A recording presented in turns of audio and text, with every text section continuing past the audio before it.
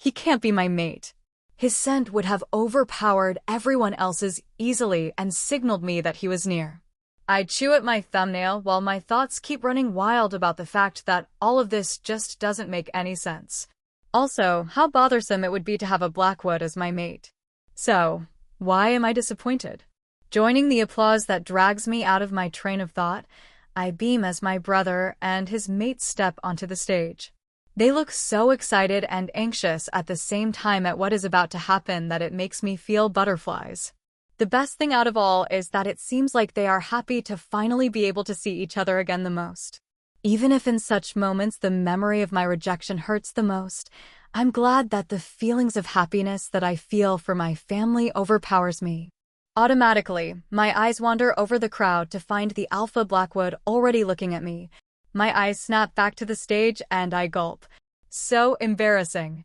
As he is standing rather close by, I guess that the mystery of the mouth-watering scent that I'm smelling is resolved. Goddess, why me? The coronation goes by quite dragging as I can't seem to concentrate on the ceremony. I bounce on my heels as my insides won't stop tingling because I keep sneaking peeks to look at Blackwood, finding him already looking at me. Oh, God. Maybe he feels that my wolf is dormant.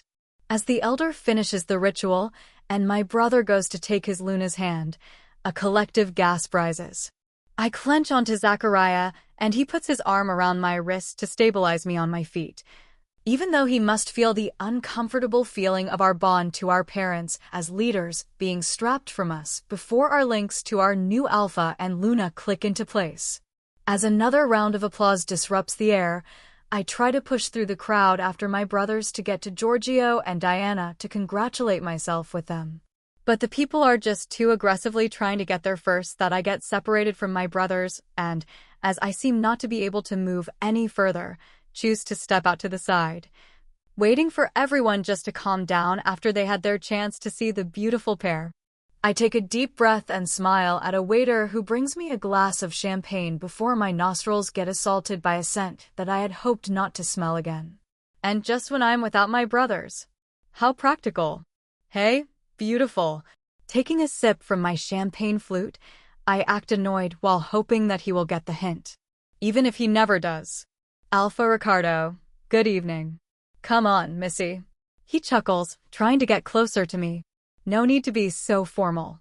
After all we have been through. I look over the crowd with my tongue pressed to my teeth, trying to spot my brothers, but all I find is a certain someone staring at me. If we were talking about what we have been through, it's Dr. Guerrieri for you. I tear my eyes from Alpha Blackwood to look at Riccardo, who is grinning at me like a moron. And I regret it immediately. Come back in with me. Let's talk. I push out a single laugh, trying to keep my voice down. You are not really trying to hit on me while your wife is at home, pregnant with your third baby, Rick. You always think too much. Missy, come on. As he grabs my wrist, I snatch it out of his hold maybe a little too aggressively. Don't you dare touch me. Why are you acting so ha-dash? Riccardo is just about to open his mouth the wrong way as he gets interrupted by a deep baritone. Missy, is everything all right? I have to keep myself from physically shuddering as I turn around to look at the disruptor wide-eyed. What did he just call me? Blinking repeatedly as I am still recovering from his voice traveling through me like honey, I put up a smile and shake my head. Yeah, everything is just all right. Alpha Blackwood clenches his jaw, his gaze moving onto Riccardo. Where is your wife, Alpha? I nearly choke on my spit as Riccardo's face pales, and he starts to stutter like an idiot. The way he pronounced his title mockingly, making me feel malicious joy. She wasn't feeling well, so she stayed at home.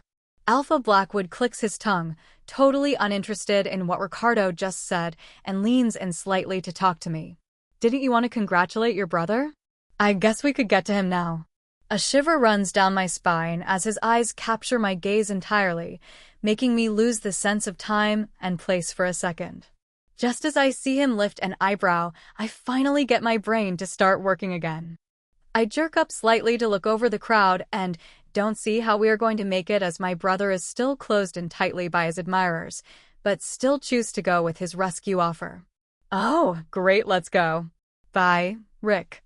He nods his head at Riccardo with his signature frown, before saying, "See you around, Richard." I stifle a laugh as I pass the lawn to find an open space where we can get through, but there is no avail. Alpha Blackwood just follows me leisurely and seems to watch me without wanting to help me. His name isn't Richard. Really? I don't pay much attention to names. But you called me Missy. He shrugs nonchalantly. He was practically screaming it all over the field. Didn't like how uncomfortable he made you look. I let my shoulders slump and turn around to look at him with a smile. Thank you. Seeing the corner of his lips twitch has butterflies erupting in my stomach, even though I don't get the smile. I'm such an idiot. Doesn't seem like we will be getting anywhere near my brother. I sigh sadly and purse my lips. Yeah, he states frowning, staring towards the crowd, and I'm actually surprised that he is still around. Well, can't be helped, I say, turning around to face him. Have you already had a tour of the grounds? My heart beats into my throat as I wait for him to crush my invitation like it would be appropriate for the lowlife. He must be thinking that I am. That would be lovely, thank you. Oh, I say, taken aback. Nice, come with me then. Trying to put up a non-awkward smile, I start walking out through a gap in the rose bushes. Be careful. They have nasty thorns. I realize how stupid it must sound to say that to the strongest alpha in the range of miles, even before I hear him chuckle. Well, at least he doesn't take it as an insult. We walk back to the pack house more or less silently. The silence is only disrupted by me commenting on the garden or the house. As we reach the front yard of my home, I gesture along the paths splitting in front of us. This way you reach the back of the house. I look up at him, expecting his gaze to be directed to the house, only to find him looking at me. And as the massive flirt I am, I blush terribly while I stutter, There is like a garden with high bushes designed as a well, around a set of fountains. I remember my brother telling me how he saw Alpha Blackwood punish a warrior for having stuttered in front of him when he had visited the Blood Fang Pack territory. So I'm a bit frozen at seeing a slight smile on his lips. And over there would be the lake. I clear my throat, trying to shake off the feeling of his eyes burning into my skin. There are a few benches and flowers and a playground for the kids. Oh, goddess. Shut up. It's nice there. I press my lips together as I avoid his gaze to look at the path that leads to the lake. This is so embarrassing. Show me then. Huh. My eyes dart up to his, and he makes a small gesture with his head. Show me, he says, his deep baritone making my heart skip a beat. Goddess, I've been engaged. When did I get back to act like a lovesick teenager? Sure. This way, if you please, Alpha Blackwood. As I walk in front of him on the dirt path, I concentrate on not tripping over my dress with my high heels as I feel his overwhelming presence following me closely. Reach the lake, and I let go of my skirt to turn around to him. To Dan, I say a bit too enthusiastically. You really like it here, do you? I nod, making him chuckle. Again, I find myself drawn to him as I think of how I could listen to him chuckling for hours. Oh no. Am I crushing on our tormentor's alpha? We walk to a bench a few steps away from us and stare at the lake silently. I push down the urge to say something just to end the silence, as it will definitely be embarrassing. Thinking about how it's not awkward at all and how much I feel at ease with him has me worrying. I bite the nail of my thumb thinking about the last time I felt like this in the company of a man. But seeing all the horrible dates I had after breaking up with Riccardo, there is really no surprise. Oh, goddess. He isn't my mate, is he? Please download Novels Ago and search the code in the upper left corner to continue reading.